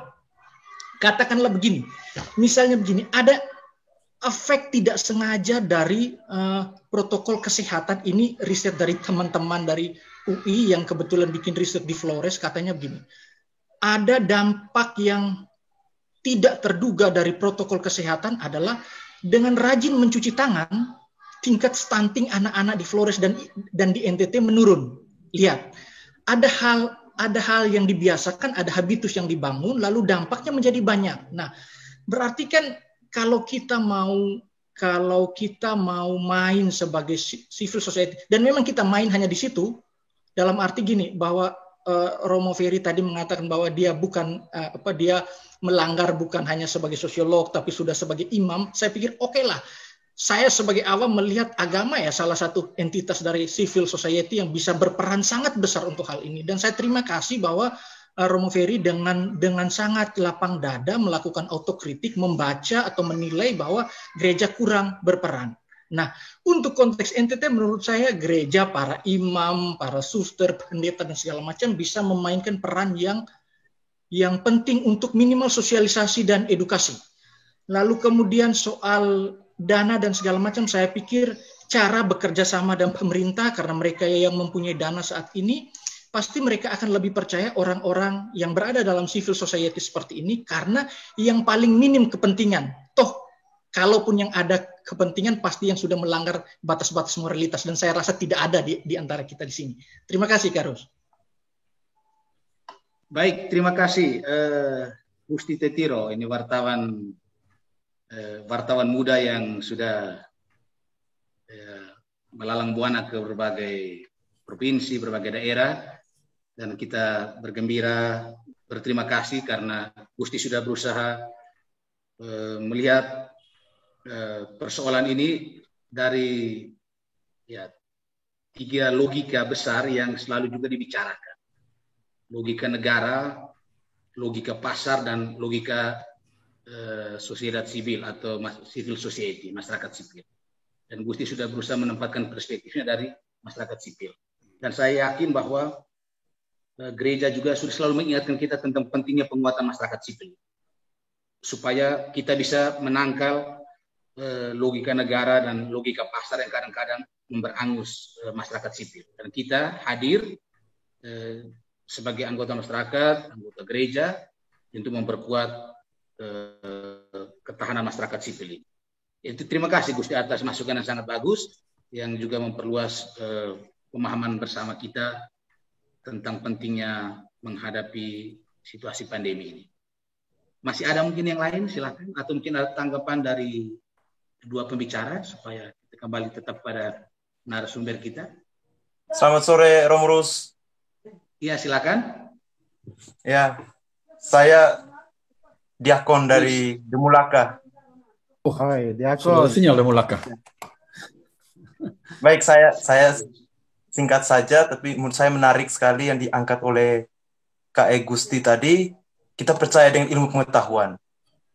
Menurut saya itu penting sekali, karena untuk saat ini ilmu pengetahuan yang punya, ya dalam bahasanya itu punya nyali untuk bisa kasih jerah orang dan bikin orang percaya apakah COVID ini benar-benar ada, dan apakah sehubungan dengan tes swab itu yang sekarang ada gencar di ND, dan kami yang di kampung akhirnya tidak pergi ke ND, buat apa juga ke ND kalau hanya mau kena swab.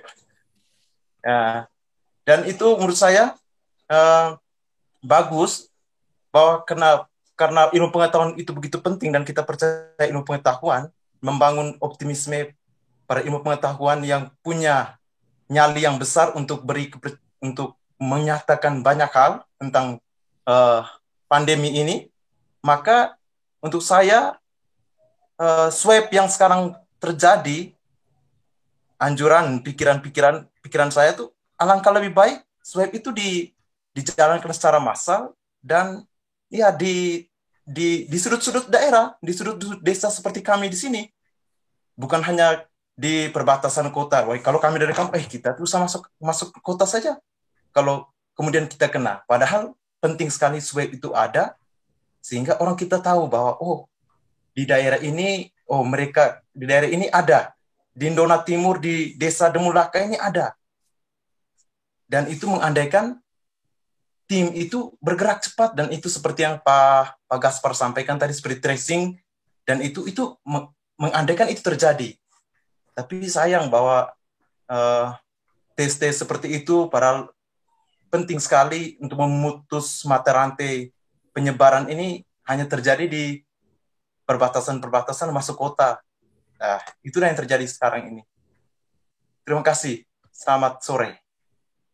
Baik, terima kasih Romo Luis tentang pentingnya kepercayaan terhadap sains, terhadap ilmu pengetahuan yang punya nyali untuk membantu kita di tengah situasi ini. Pak Romo, saya coba sekali lagi kalau bisa. Luis, itu, ya, semoga didengar oleh pihak pemerintah supaya memperluas proses atau tes swab itu supaya dilakukan juga sampai ke desa-desa. Jadi, Romo, saya bisa sekali lagi bicara. Karena mungkin pertimbangan biaya. Tadi saya teringat dalam pembicaraan tadi, apakah ekonomi ataukah kesehatan. Romo Sil sebagai pembicara sempat menyentil itu antara sehat atau ekonomi, kesehatan atau ekonomi. Jadi itu dua hal yang tidak bisa terpisahkan. Ya, ada pepatah, ada ya ungkapan dalam bahasa Spanyol, orang Spanyol bilang ada 3 hal yang penting: la salud, dinero, y amor. Sehat, uang, dan cinta. Jadi pertama harus sehat. Untuk sehat kita harus ada uang. Jadi kita omong itu 2 hal yang itu ya. Pertama sehat. Untuk sehat harus ada uang. Kalau tidak ada uang, kita tidak bisa beli obat, tidak bisa beli makanan yang bergizi, kita tidak bisa beli atau bayar vaksin atau untuk tes swab dan semuanya. Jadi itu saya kira dua hal yang saling atau begitu erat kaitannya, dan kita tidak bisa pisahkan satu dengan yang lain. Tapi prinsipnya bahwa kesehatan di atas segala-galanya, dan untuk sehat kita butuh uang, dan untuk supaya sehat kita juga harus bekerja supaya ekonomi bangsa kita juga tetap terjaga di tengah situasi seperti ini. Jangan sampai ekonomi kolaps dan kita juga akan menderita penyakit atau juga mengancam ketahanan bangsa kita. Mungkin masih ada, saya lihat tadi ada yang mungkin saya tambah sebentar, tambah sedikit. Ya. Jadi kalau untuk kepentingan kita di NTT, harusnya kita sadarnya secara sederhana aja, nggak usah terlalu rumit banget dengan ilmiah segala macam. Sudah jelas bahwa penanganan COVID ini harus mulai dari hulu, di ujungnya, di hulunya, yaitu pakai masker, cuci tangan, jaga jarak, jauh kerumunan. Ini penting. Ini dari hulu. Jangan sampai kita menjadi petugas pemadam kebakaran. Nah, untuk mensukseskan yang di hulu ini butuh keteladanan dari para pemimpin. Nah, pemimpin di NT ini agak konyol. Kemana-mana nggak pakai masker. Tadi sudah bilang tadi, penegakan disiplinnya, hukumnya parah. Jadi penderita COVID yang mati karena COVID Bupati Lembata diangkut dengan pesawat, masyarakat ikut-ikutan. Kenapa ada tindakan seperti ini? Jadi di hulunya ini selalu keliru kita. Makanya kita ini di Jakarta, yang keliru lebih kuat daripada yang nggak keliru. Yang tidak benar akhirnya dibenarkan. Jadi orang tidak percaya nih. Mana ada COVID? Kok banyak orang nggak pakai masker kok? Sebenarnya kita jadi murah meriah, tidak menjadi sakit, tidak menjadi keluar. Kalau di hulunya kita harus benar-benar tertib. Hulu, tengah, hilir. Kita sebenarnya hilirnya tidak banyak mengeluarkan biaya kalau hulunya benar. Nah, dari dulu itu. Dari dulu, mungkin Pak Jokowi dari dulu kala mungkin terlalu lunak dalam kebijakan. Gitu. Di Undang-Undang Penyakit Menular itu jelas, nomor 4 tahun 84. Ada PSBB. Sekarang dirubah menjadi PPKM. Dasarnya instruksi Menteri Mendagri yang tidak punya landasan hukum. Jauh sekali itu. Jadi kalau penyekatan sekarang itu cuma jalan. Secara mikro wilayahnya di dalam, orang masih bisa berkomunikasi, bisa berkerun, bisa pesta kok. Jadi hulunya yang parah kita nih. Jadi itu satu. Itu mungkin untuk kepentingan gereja di NTT, di Flores, di NTT. Ini masukan buat keuskupan agung ini. Yang kedua, Ini saya mau kutip ahli yang dari Sumarekon yang sering kami bikin seminar, Raden Pardede. Dia bilang apa? Sektor sekarang yang tidak bisa dipengaruhi oleh COVID, yaitu sektor pertanian. Tolong Keuskupan Agung Ende ini digalang, karena ini demi kepentingan ekonomi umat. Gitu loh. Sangat. Itu jadi ini sektor ini dia dampaknya kurang. Kalau yang lain-lain kena. Tapi pertanian, perkebunan, perikanan itu tidak ada imbasnya. Jadi itu masih bisa menghidupkan untuk orang kita di NTT. Jadi ini mungkin masukan buat Keuskupan Agung Ende. Jadi hari ini kita diskusi harus ada kesimpulan yang kita ada penegakan disiplin di hulu. Keteladanan penting. Terus yang itu adalah sektor yang tidak berimbas dari kenanya COVID ini adalah pertanian, perkebunan, perikanan. Ini yang harus ditegak supaya iman ini kan menurut Pater Prentaler di Moro itu dia bilang iman ini sangat berhubungan dengan ketahanan ekonomi. Kalau ekonomi lemah jadi mualaf semua, Pak. Sekian dan terima kasih. Baik, terima kasih Abang MAW, Bapak Marcel yang sudah menyampaikan beberapa tambahan. Ya, semoga siapapun yang berada di hulu, tokoh-tokoh kita, tokoh pemerintahan, tokoh agama, tokoh adat, dan siapapun yang merasa berada di hulu, yang mendengar suara dari Abang MAW ini bisa tergugah kesadarannya, supaya bisa memberikan teladan yang baik kepada masyarakat, akar rumput, grassroots di tengah situasi ini. Juga tentang pentingnya penguatan di bidang pertanian, perkebunan dan perikanan, sektor-sektor esensial yang juga sangat penting untuk dihidupi atau dihidupkan pada masa pandemi ini. Dan harapan dari umat, harapan Bak MAW sebagai umat, supaya Keuskupan Agung Ende ya bisa juga lebih serius untuk memperhatikan tiga sektor ini, apalagi di tengah situasi krisis ini. Itu salah satu harapan. Baik, saya kira sudah banyak masukan, ide yang kita lontarkan, kita bedah, kita sampaikan dalam diskusi ini. Saya kira sudah ini sudah diskusi kita sudah 1 jam tepat. Kalau memang masih ada dan ya mau ditambahkan, saya tambah mungkin 2 orang yang terakhir sebelum kita tutup, karena bagaimanapun juga kita harus membatasi diri dengan waktu ini. Jadi singkat, jelas apa yang mau disampaikan, dan sebelum kita pada akhirnya harus mendengar juga 2 narasumber kita untuk sedikit memberikan tanggapan mereka terhadap seluruh ide atau gagasan yang sudah kita sampaikan. Silakan, saya buka. Masih, kalau tidak ada kita langsung kembali ke 2 narasumber.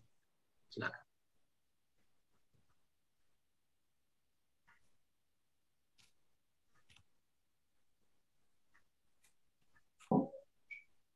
Untuk yang lain, ini saya lihat ada beberapa saudari kita yang hadir, mungkin mewakili generasi atau mewakili kaum wanita Flores atau NTT bisa bersuara. Saya melihat ada beberapa ini, ada Maria Afonita, ada siapa lagi tadi?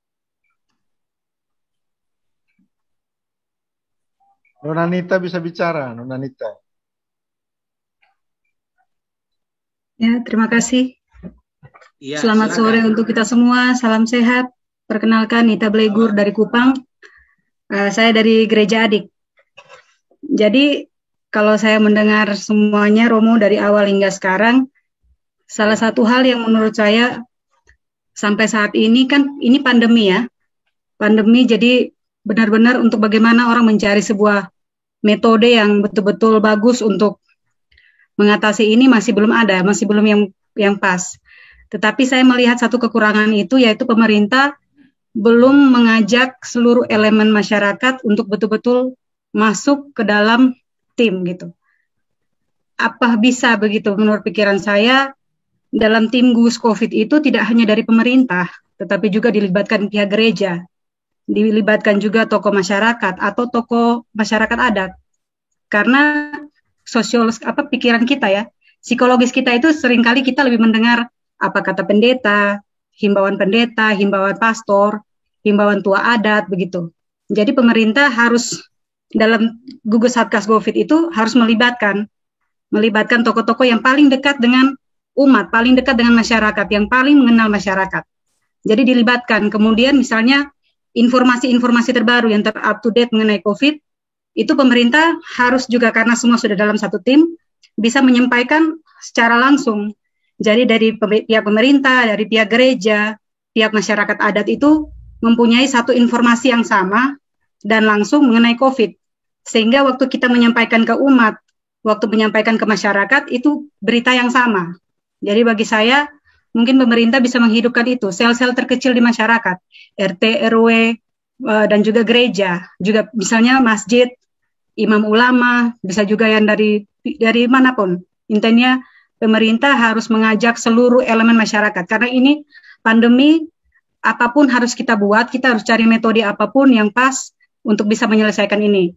Itu yang pertama. Yang kedua, mau tidak mau, walaupun susah, kita harus tetap optimis, harus tetap semangat. Khususnya para romo, khususnya para pendeta, alim ulama, atau siapapun, harus tetap menyuarakan semangat ya, menyuarakan optimis gitu. Karena kita umat, selain pemerintah yang kita lihat paling dekat itu kan pemimpin agama kita gitu. Tatkala pemimpin agama kita itu semangat, selalu memancarkan yang positif, kita umat itu merasa lebih kuat gitu. Jadi mungkin ada suara dari pendeta. Kalau kami umat awam kan kurang didengar, tapi kalau misalnya ada persatuan para romo atau persatuan pendeta begitu, misalnya di saya Sinode Gemit gitu, menyuarakan kepada pemerintah untuk minta ikut disertakan gitu. Tidak berbicara soal dana, tetapi berbicara soal bagaimana peran serta gereja benar-benar masuk, bukan cuma sekedar himbauan, tetapi gereja itu harus benar-benar masuk dalam tim yang bersama-sama dengan pemerintah untuk bekerja mengatasi COVID.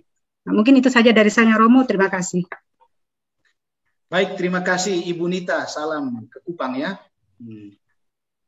Ini masukan yang bagus. Ya, semoga pemerintah kita bisa mengakomodir usul yang bagus supaya di Satgas COVID itu juga dilibatkan tokoh-tokoh penting seperti para ulama, para pastor, pendeta, ustadz, atau juga para tokoh masyarakat, entah masyarakat adat atau masyarakat sipil. Jadi ini usulan yang sangat menarik, yang sangat bagus supaya kita juga bisa mendapatkan info yang satu dan sama. Apalagi kita berperang melawan musuh yang satu dan sama, informasi juga harus benar-benar satu dan sama. Karena informasi yang sangat beragam dan menimbulkan kekacauan informasi, lalu masyarakat juga bisa salah mengambil keputusan dan tindakan. Baik, terima kasih Ibu Nita. Saya kira kita harus mengakhiri pertemuan kita ini, tapi sebelum itu kita jadi mungkin dengar closing statement-nya dari dua pembicara kita ya, dari Romo Ferry dan Romo Sil, yang sudah kita hadirkan dalam diskusi kita ini sebagai pembicara utama. Mungkin harapan atau himbauan atau kesimpulan dari Romo Ferry dan Romo Sil itu sangat penting untuk kita semua. Silakan Romo Ferry atau Romo Sil, siapa yang mulai? Silakan. Baik, terima kasih Romo Rus, moderator. Saya cuma mau menegaskan bahwa penegakan hukum itu perlu melibatkan semua aspek sosial, termasuk juga menciptakan iklim sosial yang kondusif. Tadi beberapa pembicara, Pak Abraham, Pak Gusti, mengusulkan tentang peningkatan ekonomi, juga pembangunan civil society. Masyarakat kita di Flores itu, di NTT itu mayoritas Kristen Katolik. Dan ketika gereja menjadi oposisi pemerintah, masyarakat yang sama yang dirugikan. Karena itu lebih baik kita membangun civil society, atau dalam istilah sosialnya membangun modal sosial, saling percaya dan kerjasama di antara semua elemen masyarakat. Dan yang paling penting ialah setiap institusi, setiap orang memainkan fungsinya dengan sebaik-baiknya demi meningkatkan kesejahteraan bersama. Terima kasih. Terima kasih Romo Ferry. Romo Sil, kami beri waktu dan kesempatan. Baik, terima kasih. pasal 27 ayat 3 Undang-Undang Dasar Negara Republik Indonesia menyatakan bahwa setiap warga negara berhak dan wajib ikut serta dalam upaya pembelaan negara. Kita membela negara dengan berbagai cara. Tadi dari pernyataan kita tadi, bahwa kita harus jadi teladan, harus jadi contoh kebaikan, contoh kesehatan. Itulah cara kita membela negara sebagai pemimpin agama, pemimpin dalam masyarakat. Lalu kita juga bisa membela negara dengan melakukan hal-hal yang baik yang ada di lingkungan kita. Tadi Kak Marcel sudah singgung tentang bahwa sektor pertanian tidak terdampak sangat kuat terhadap COVID, dan dalam banyak itu penelitian sektor pertanian kurang berdampak. Artinya dia pertumbuhannya tetap positif. Daerah kita sebagai itu daerah pertanian, saya pikir dalam menunjang ketahanan nasional, dalam hal ini ketahanan pangan, supaya orang tidak lapar, maka pengembangan pertanian di masa pandemi ini harus terus digencarkan. Nah, karena itu kita di ND ini sudah ada Sekolah Tinggi Pertanian Flores Bejawa, harap mendapat dukungan banyak dari teman-teman, dan semoga ada banyak, baru tahun kedua ini, semoga ada banyak inovasi untuk yang berkaitan dengan pertanian. Kami tidak menjanjikan banyak, tetapi kami sudah mulai dengan hal-hal untuk membuat kita menjadi menjadi wilayah yang secara pertanian kita maju, ada ketahanan pangan, ada kedaulatan pangan. Dan yang terakhir, saya pikir kita harus tetap optimis bahwa dalam kebersamaan kita bisa melawan corona. Tidak ada yang tidak mungkin. Kita bisa, kita mampu, kita tangguh. Merdeka. Terima kasih. Baik, terima kasih untuk Romo Ferry, Romo Sil, dan para peserta audiens yang sudah hadir dalam diskusi virtual Sloki KE volume 3. Pada hari ini kita sudah melewati diskusi yang alot, yang dalam, dan juga saya yakin mencerahkan. Sudah kurang lebih 1,5 jam sejak pembicara pertama berbicara hingga saat ini. Artinya dari segi manajemen waktu sangat ideal, bagus, dan kita harapkan semoga diskusi kita dan omong-omong atau obrolan singkat kita untuk memaknai hari ulang tahun kemerdekaan Republik Indonesia yang ke-76 ini bisa memberikan kontribusi positif bagi bangsa dan negara kita, terutama bagi masyarakat kita. Dan semoga semua pendengar atau semua penikmat diskusi virtual Sloki KE ini bisa mendapat pencerahan tentang pentingnya menjaga imunitas kebangsaan dengan sama-sama menghindari kebijakan-kebijakan kontroversial, terutama dari para penyelenggara negara, dan juga diharapkan supaya ada ketaatan masyarakat sipil terhadap hukum, terhadap aturan yang sudah digariskan, yang sudah diregulasikan pada masa COVID ini. Semuanya demi Indonesia sehat, Indonesia merdeka, dan juga demi bonum comune, demi kebaikan bersama kita. Jadi saya sebagai moderator, saya ucapkan terima kasih untuk kedua pembicara, Romo Ferry dan Romo Sil, dan kepada para audiens yang sudah aktif dalam diskusi kita ini. Salam hangat dari Salamanca, Spanyol untuk kita semua. Saya kembalikan acara ini kepada Master of Ceremony, Romo Josal.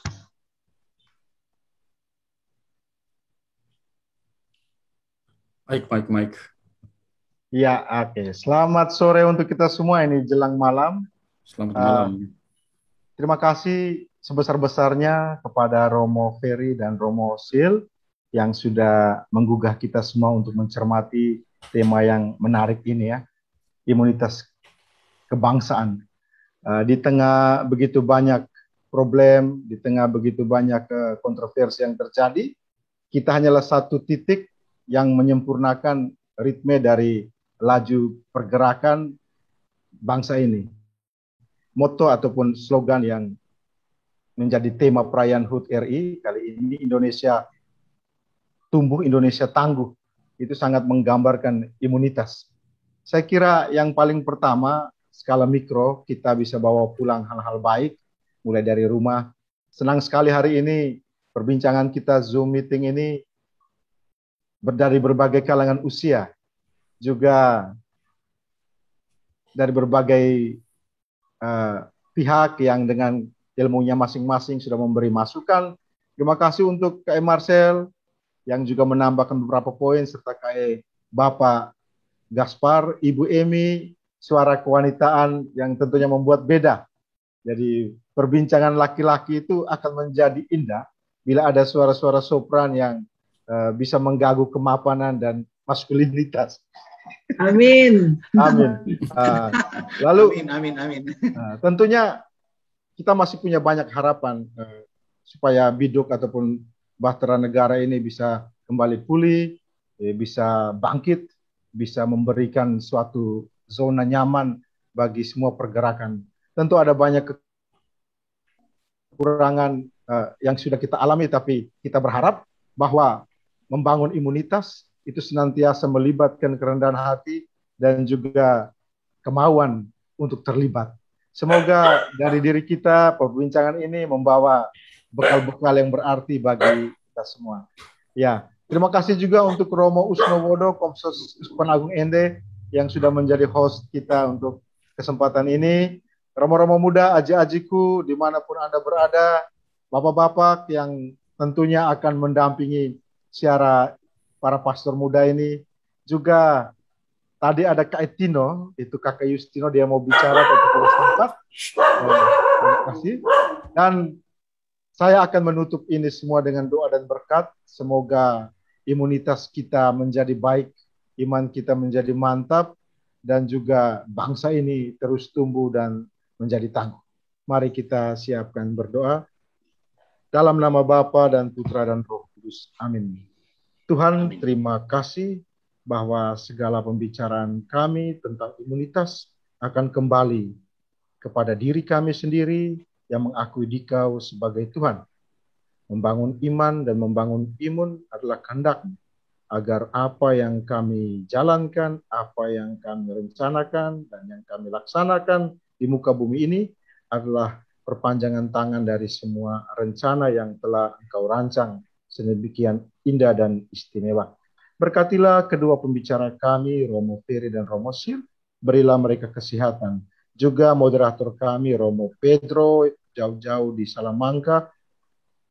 Berkatilah pula kami semua yang telah bergabung dan menjadi peserta dari berbagai tempat. Semoga kami terhindar dari wabah yang berbahaya ini, juga memberi gelombang positif kepada sama saudara kami yang sedang mengalami kesusahan, dan lindungilah segala karya dan perjalanan kami agar tetap aman dalam tangan Tuhan. Bersamamu dan bersama Roh.